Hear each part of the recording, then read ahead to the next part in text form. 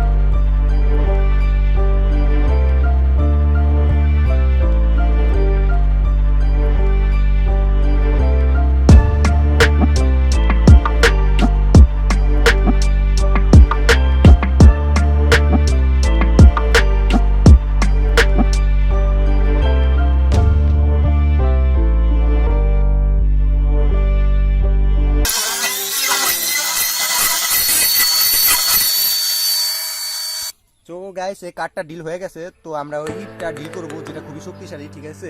তো ওই ইটটাই ডিল করি। আর আমি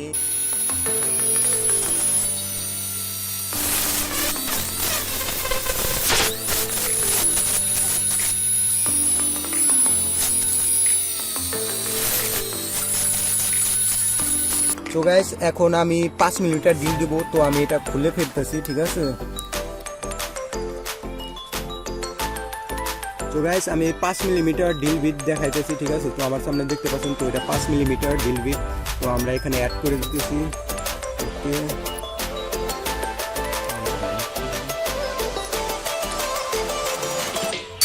তো গাইস এই 5 মিলিমিটার এটা আমি এখন ডিল করব।